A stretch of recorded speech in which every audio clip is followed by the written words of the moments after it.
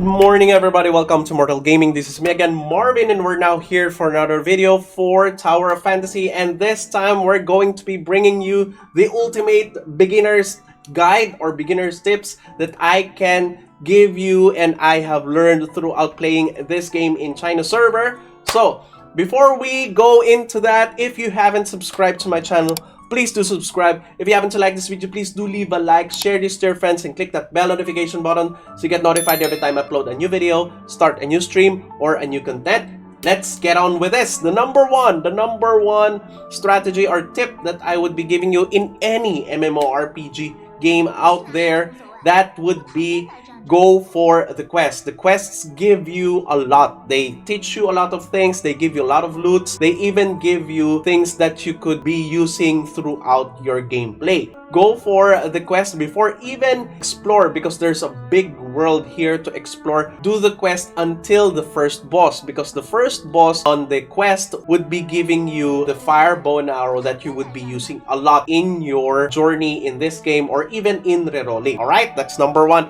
Number two, classes and weapons. So you can equip actually 3 weapons here in this game.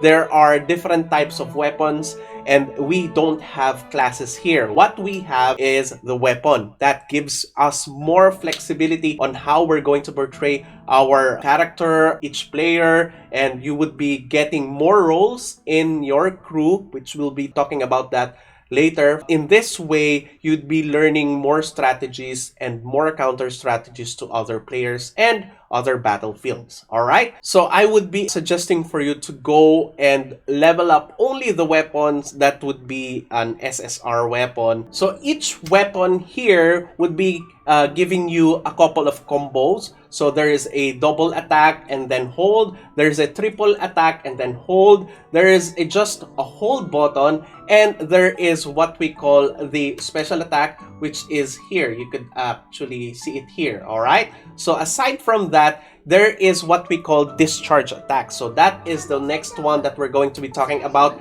When you are fighting, there would be a gauge here that would be filled up in order for you to get a discharge attack. That is the special attack of the weapon that you're going to click. So for example, I'm using now a bow. If we're going to use the bow and then attack a couple of times, we'll be gaining gauges here. And then by the time that the gauge here would be filled up, that's the time that we use E or R or use our other weapon, and the other weapon would automatically bring out a burst special attack after we switch our weapon.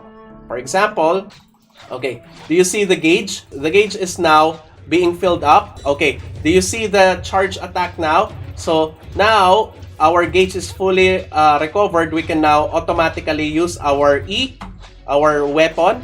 So it actually gives us that burst, and we won't be needing to use our special attack. Because when you use your special attack, that gives you a high cooldown. For example, that one gives you 45-second cooldown. So in that way, when you increase the gauge on your discharge attacks, that is one way for you to use your special attack more frequently. Okay? Next, we're going to be talking about variety of weapons. So different types of weapon. We have the staff, we have a spear, we have bows, double dagger, and a sword. We also have two-handed swords, orbs, etc. So I would be suggesting for you to get different variety of weapon element. Okay? So what do I mean by that? So if you are using an ice weapon, for example, this one, this SSR has a chill or an ice element. If you're gonna attack an ice monster, that would be disadvantageous on your part, because that monster will be either not taking damage or take less, much less damage. So if that monster is ice element, it would be better for you to use a fire element rather than an ice element. So I would be suggesting, if you are going to strategize on your weapon, focus first on the element. If you have different elements across your weapon, then that would be better, and that would be much easier for you to manage across different enemies. Next, let's go to the map.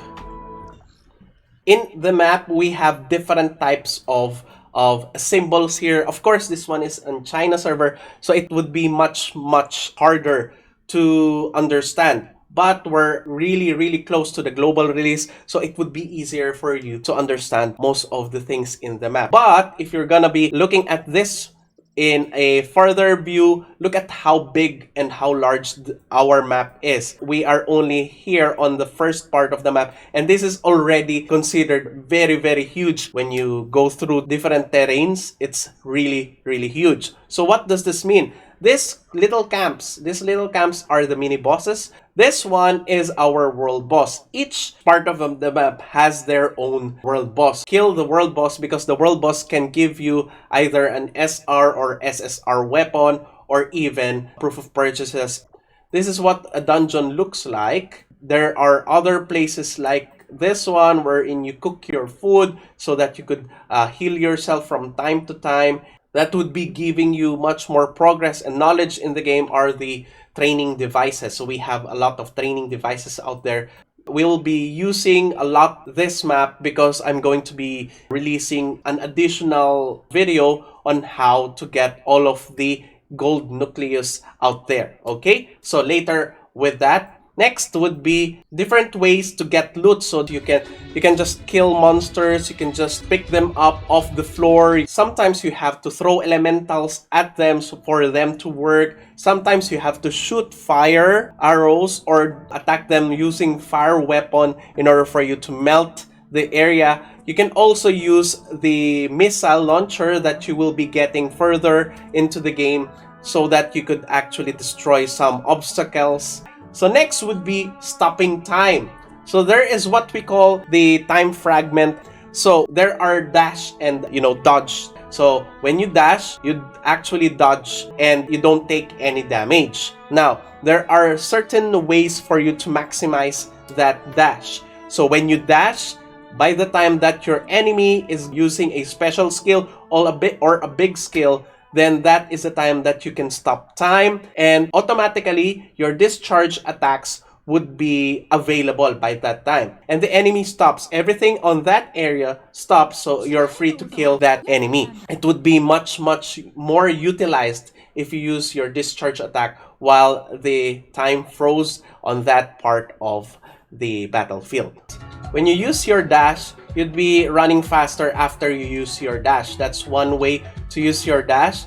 The next one is for you to use your dash when you are doing an aerial attack. So when you double jump, then you attack, then you dash.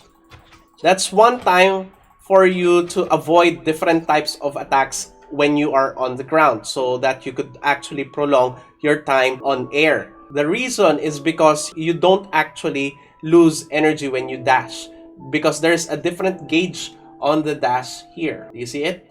Okay. Another way to use your dash is for you to fly longer and prolong yourself in the air when you are using jetpacks, because when you're using jetpacks, it also consumes energy, right? For example, here, okay, you would be seeing your energy on the middle. It's going down, right? But when you use dash, and then you use afterwards, after you use dash, you use your jetpack button again, you don't consume energy. Okay? So you actually move further, you can move across the map, and you don't actually lose energy, and it would be much faster for you and quicker for you to fly, and you can fly longer. When you jump, you can actually prevent yourself from falling or getting fall damage when you jump. That's the last use of the dash. Alright? Next, climbing without using energy. So, for example, this one is very tough to climb. So when you're gonna climb it this way, maybe you can reach the top, but you're losing your energy. If you want to climb, a much higher place or higher mountain, then you would not be able to do that and you just fall. All right. So if you want to climb a higher path, then you would use this technique. It's just letting go and then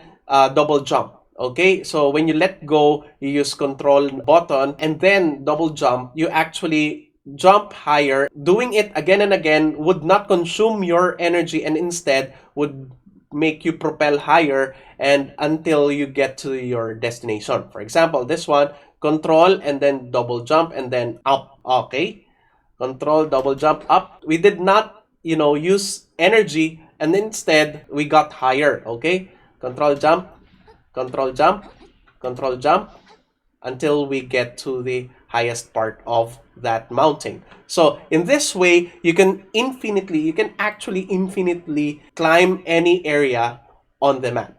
All right. So next would be on summoning. So when you go to the summoning part, you have different currencies here, okay? So we have the gold nucleus, we have the purple nucleus, a much more widely available than the gold nucleus, but the purple nucleus is just a normal summoning item.